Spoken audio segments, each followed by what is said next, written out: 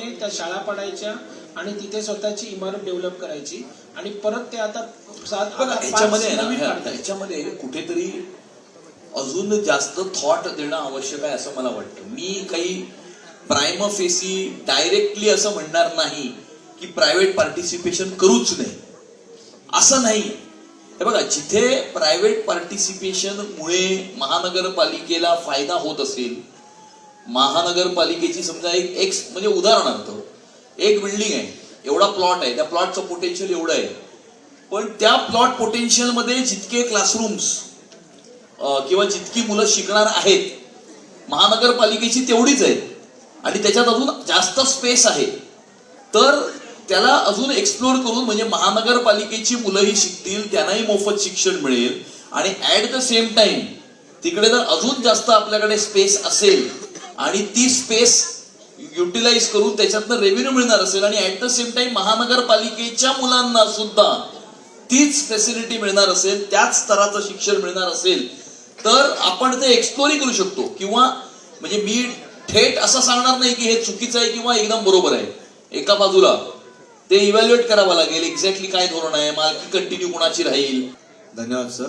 एकंदरीतच सर आपल्या लक्षात आलं असेल की महापालिका प्रशासनाच्या अंडरचा हा जो शालेय शिक्षण विभागाचा सगळा काही घोळ आहे, त्यामुळे सर्व शिक्षक संस्थाचालक हे थोडं त्रस्त झालेले आहेत आणि ते खूप मोठ्या आशेने अपेक्षेने बघतायत. खरं तर आपल्याकडे वेळेची मर्यादा आहे आणि त्या मर्यादेचं भान राखून मी आपल्याला रिक्वेस्ट करेन की येणाऱ्या महापालिका प्रशासनाकडे येणाऱ्या महापालिका निवडणुकाही आता लागलेल्या आहेत, तर त्या महापालिका प्रशासनाकडे आपण नेमकं कोणतं विजन आपण घेऊन जात आहोत आणि त्या सर्व विजनच्या माध्यमातून या संस्थाचालकांना आणि शिक्षकांना आपण कसा काय न्याय आणि थोडंसं रिलीफ मिळवून देऊ. मला काय वाटतं की कुठेतरी आहे ना, एड्युकेशन हा शब्द जिथून आलाय, एड्युसे म्हणजे to come from within, to develop one own self, स्वतःचा विकास करणं, व्यक्तिमत्व घडवणं, हा त्याचा अर्थ आहे.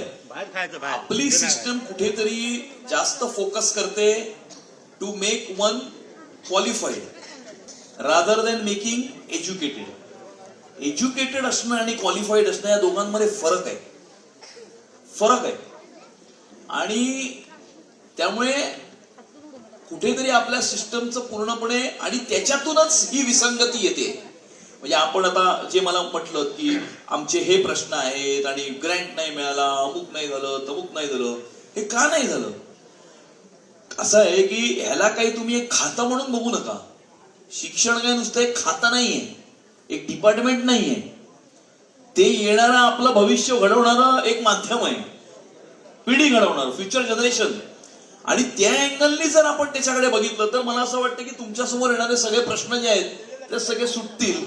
कारण कुठेतरी त्याच्याकडे बघण्याचा दृष्टिकोन जो आहे, एड्युसे टू कम फ्रॉम विदिन, हा जर खरा अर्थ आपण त्या एड्युकेशनचा जर अर्थ जर समजला आपल्याला म्हणजे सगळ्यांनाच, तुम्हाला, मला, शासनाला, संघटनांना, सगळ्यांना म्हणजे एव्हरीबडी, तर जास्त चांगलं राहील. कारण तुम्हाला नाही, कारण तुम्ही you are on the receiving end. त्यामुळे राज्यकर्ते असतील, ऍडमिनिस्ट्रेशन असेल, या सगळ्यांना त्याच्याकडे बघण्याचा दृष्टिकोन जर चेंज झाला तर मला असं वाटतं की आपण दिलेल्या सर्व विचारलेल्या सगळ्या प्रश्नांची उत्तरं आपल्याला मिळतील. आणि नक्कीच आपण म्हटलं की भविष्यात आपण काय करू, तर नक्कीच आपला हा प्रयत्न असेल. म्हणजे मी मुंबई महानगरपालिकेपुरतच बोलतो की मुंबई महानगरपालिकेच्या अखत्यारीमध्ये जेवढ्या शाळा असतील त्या शाळांच्या शिक्षणाचा स्तर हा कुठल्याही IB किंवा IG शाळेच्या स्तरा एवढा असावा, हा आमचा प्रयत्न राहील. नंबर 1.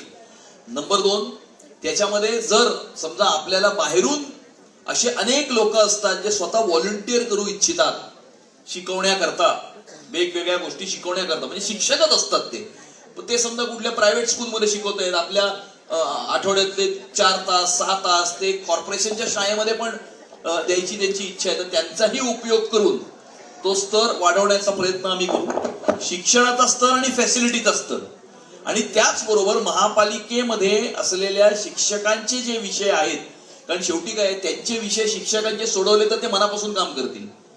ते मनामध्ये खंत असेल आणि काही हे असेल तर मग ते मनापासून काम नाही करणार. आणि कुठल्याही व्यक्तीने मनापासून काम केलं तरच त्याचा रिझल्ट मिळतो. म्हणजे आपण जे काही प्रॉब्लेम्स बघतो अधिकाऱ्यांमध्ये, याच्यामध्ये त्याच्यामध्ये, तर ते मनापासून काम करत नाहीत म्हणूनच प्रॉब्लेम आहे ना.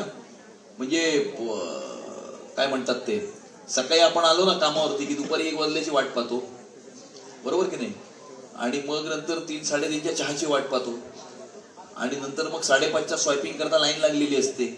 असं जर असेल तर मग कोण मनापासून नाही काम करत. मनापासून काम केलं पाहिजे असे जर आपली अपेक्षा आहे शिक्षकांकडनं, तर मग शिक्षकांना सुद्धा मनापासून काम करण्याकरता सर्व फॅसिलिटीज आणि त्यांचे सगळे प्रश्न सोडवले पाहिजे. सर एक